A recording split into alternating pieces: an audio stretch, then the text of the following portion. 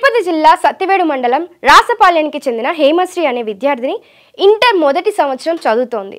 ఈ జూనియర్ కళాశాలలో తమ బిడ్డను ఇబ్బందులకు గురి చేస్తున్నారని ఆమె తల్లి ఆరోపించింది. తమ బిడ్డను తీసుకునేందుకు ఆదివారం వస్తామని తెలిపితే ఆదివారం ఉదయం 8 గంటలకు అనారోగ్యంతో ఉంది అని తల్లిదండ్రులకు తెలిపిన యాజమాన్యం అక్కడికి వెళ్లే సమయానికి చనిపోయి ఆసుపత్రిలో ఉందని విద్యార్థిని తల్లిదండ్రులు తల్లడిల్లారు.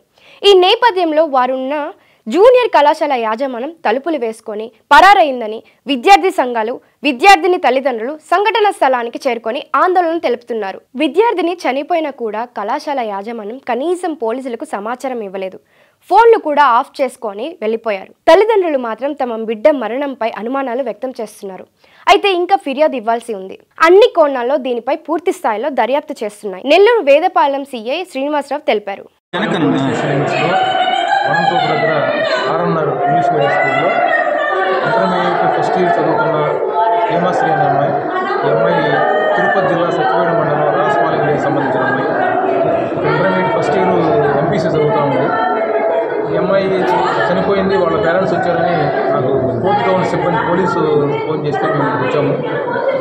ఇక్కడికి వచ్చిన తెలియడంలో ఈ అమ్మాయి ఉదయం 8:39 ప్రాంతంలో సెకండ్ ఫ్లోర్లో క్లాస్ రూమ్స్ పక్కనే ఉన్న బాత్రూంలో చున్నీతో హ్యాంగ్ చేసుకుందని చెప్తున్నారు.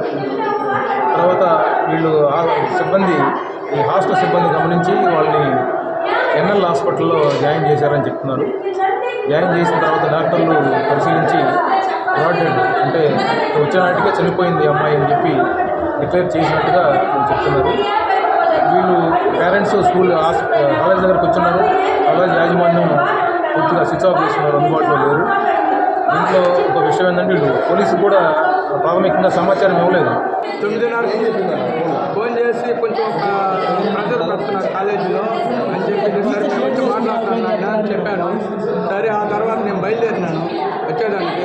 మాకు రావాలంటే 4 అవర్లు పడుతుంది. నేను బయలుదేరి బస్సు కోసం వెయిటింగ్ చేస్తున్నాను. అప్పుడే ఇంకో కాల్ వచ్చింది.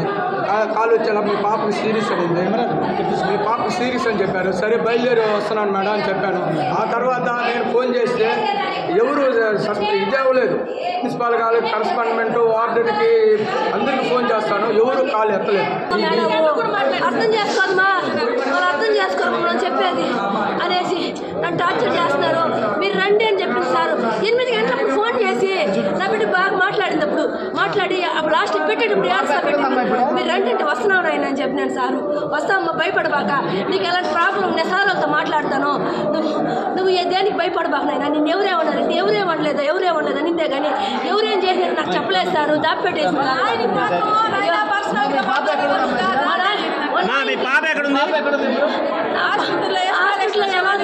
అనాశంలా కేసేస్తున్నారు సారు. 8 నుంచి 8:30 దాకా మాట్లాడింది. వార్డెన్ మేడం కూడా మాట్లాడింది. ఏం మేడం అంటే ఏం లేదు, ఇంటి మీద బెంగ పెట్టుకుని ఏడుస్తుంది పాప, మీరేం మరీ అవ్వబాకండి, మేము చూసుకుంటామని చూసేసి తప్పేసారు సారు. నిజంగా ప్రస్తుతం ఉన్నటువంటి సమాజం దేనికి ప్రయారిటీ ఇస్తుంది? ఆర్థిక సంబంధాల చుట్టూ మాత్రమే తిరుగుతుంది. మళ్ళీ ఎన్నికలంగానే చాలా విరక్తి కలుగుతుంది. మంచి అనిపిస్తుంది కదా, లేడీస్ కూడా ఛాలెంజింగ్ జాబ్స్ చేసినప్పుడు చాలా బాగుంటది. ట్రాఫిక్ అసిస్టెంట్స్ గా నియమించిన ట్రాన్స్జెండర్స్ అందరితో సాల్యూట్ చేయించుకుంటున్నారు. ఫుడ్ డెలివరీ ఇవ్వటానికి వెళ్ళినటువంటి డెలివరీ బాయ్ అనిల్ పై కళ్ళ ముందు